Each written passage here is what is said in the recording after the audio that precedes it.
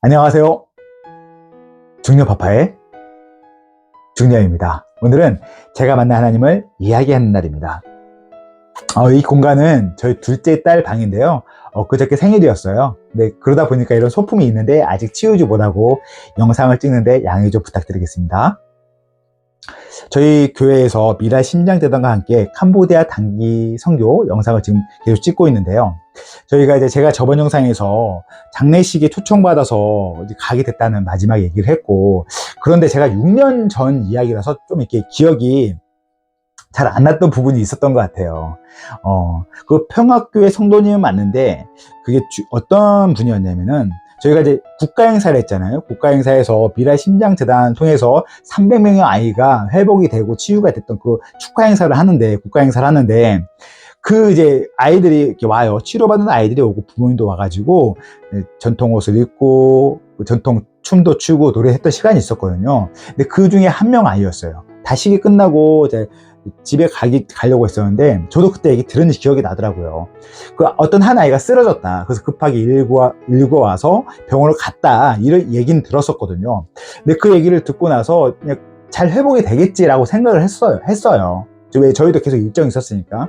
그리고 이제 그 후에 평화교회나 빈누리 교회 가서 예배 드렸는데, 그때 소식을 들은 거죠. 그 아이가 하나님의 품에 갔다는 얘기를.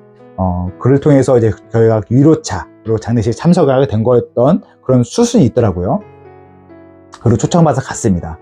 가서 이제, 좀 어색하죠. 근데 그 장례식이라는 게 우리나라 같은 그 장례식장이 아니고, 거기는 어떤 절 같은 큰 사원 안에 장례식이 있더라고요. 장례식장이.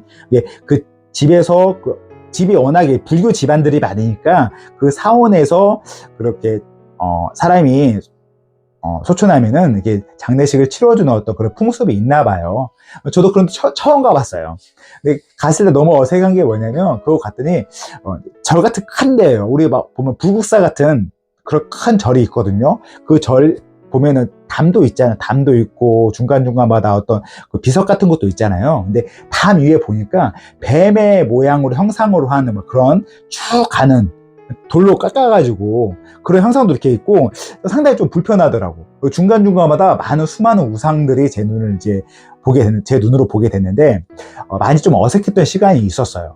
그렇게 이제 장례식장에 참석했습니다. 그걸 제가 어떻게 봤냐면, 우리나라도 과거에는 상여란 거 매잖아요. 어르신들이나 가족 어떤 부분이 이제 돌아가시면 상여를 메고 이제 가는 풍습이 있는데, 그곳 가운데서도 아이를 상여를 매는 분 뒤를 저 좀 따라가면서 영상을 찍었던 기억이 납니다. 그러면서 쭉 봤어요. 그 어떤 길을 따라가면서 영상을 찍었던 기억이 있는데, 그러면서 봤고, 그 아이가 15살밖에 안 먹은 뽀짠이라는 아이인데, 그 아이를 상여를 메고 한 바퀴 돈 다음에 안착을 시키고 영정사진도 앞에 들고 가고, 그리고 그 장례식을 이제 치르는 공간이 있는데, 저희 실내에 어떤 실내적인 부분도 있지만 실외에도 사람들이 많이 있던 기억이 납니다. 정말 많은 사람들이 그 아이의 죽음을 외도하고 슬퍼하기 위해서 정말 많은 사람들이 거의 꽉 채웠던 기억이 나요.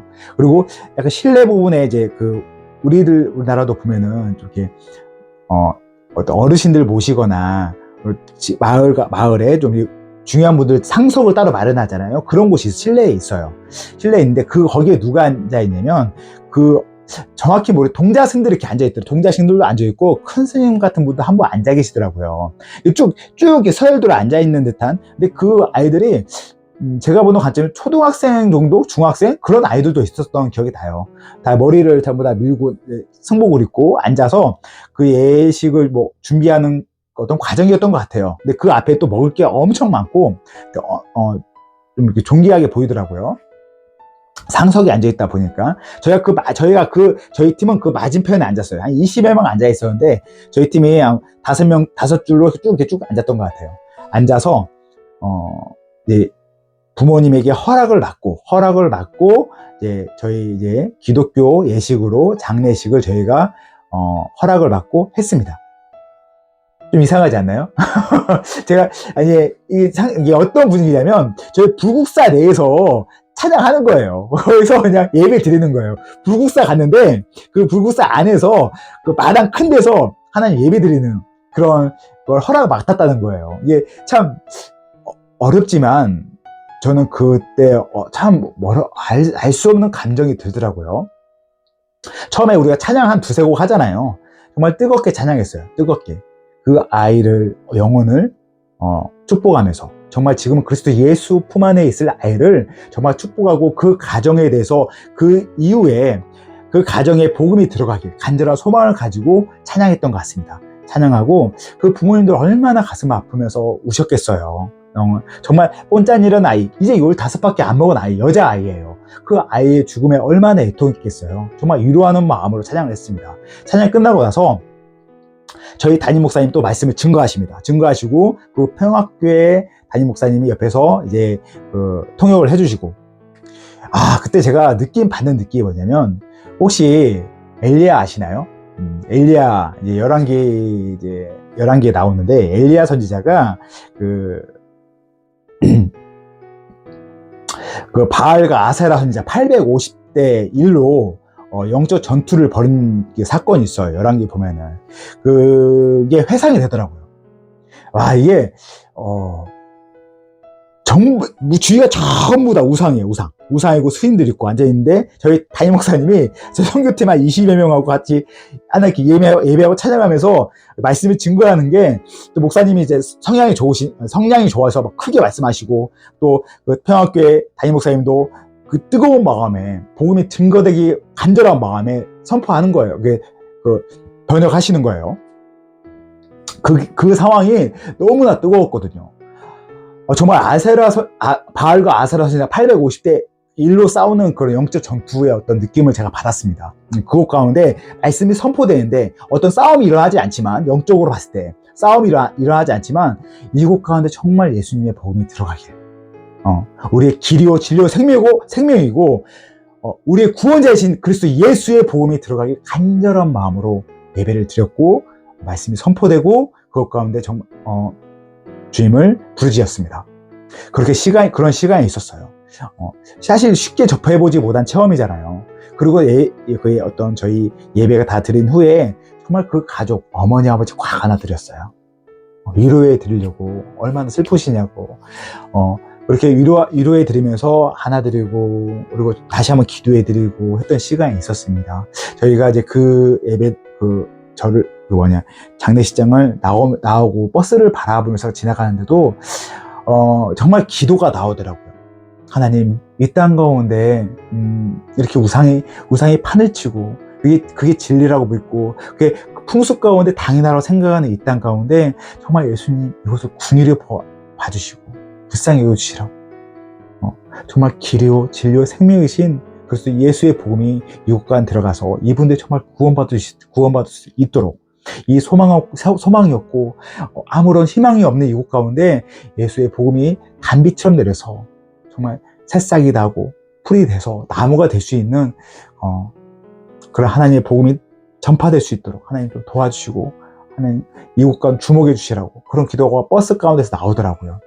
그렇게 저희가 그렇게 예식을 잘 마쳤습니다.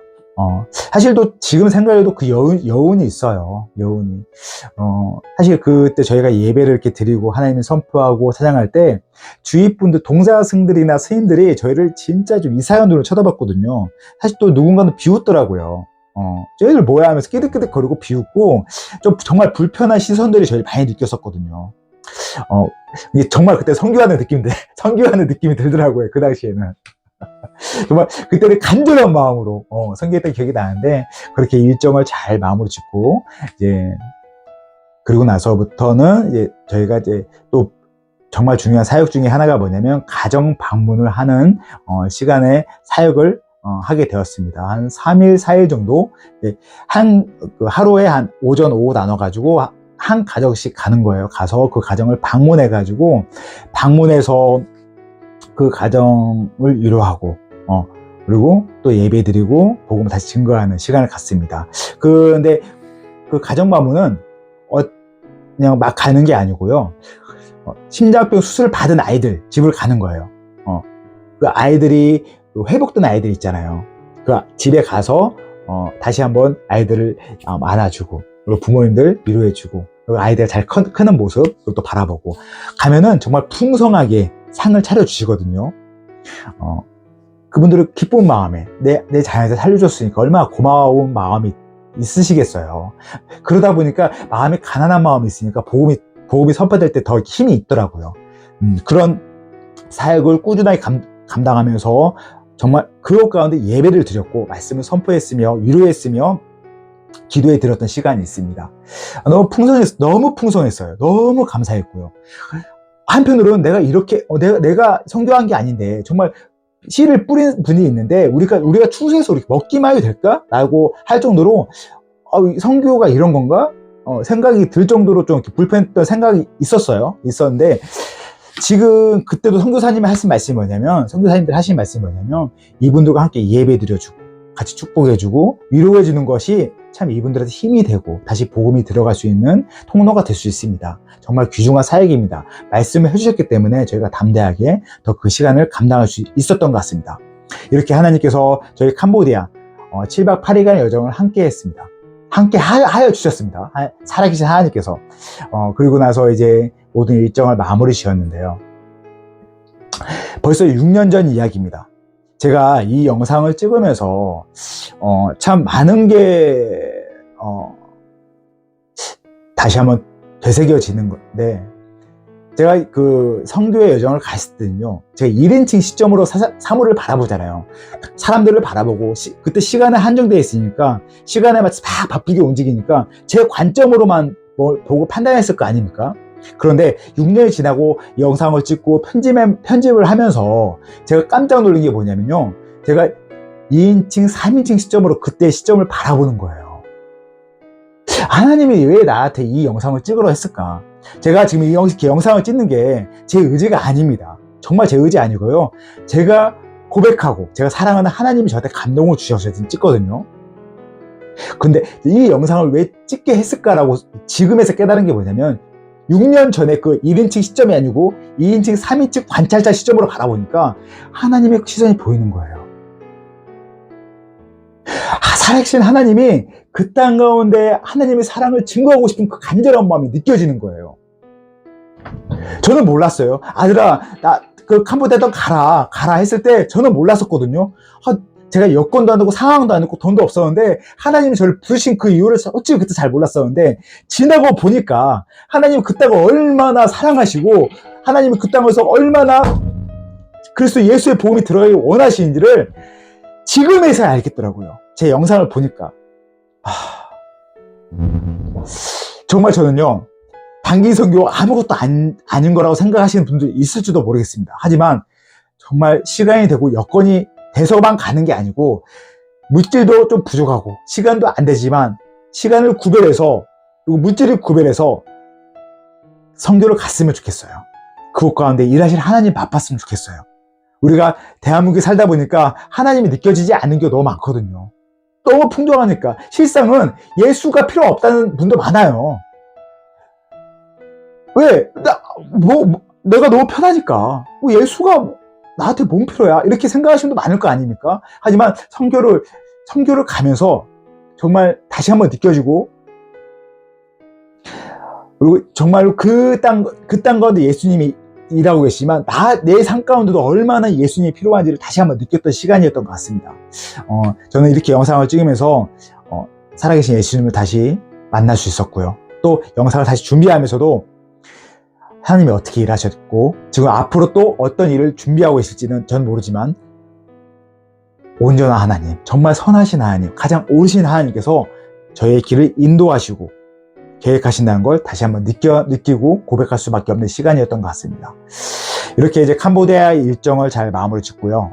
다음 영상에서는 2019년도 갔던 몽골 단기선교 이야기를 이어서 하려고 합니다. 또 그 선교 영상을 기대하면서요, 다음 시간에 만나겠습니다. 바이바이.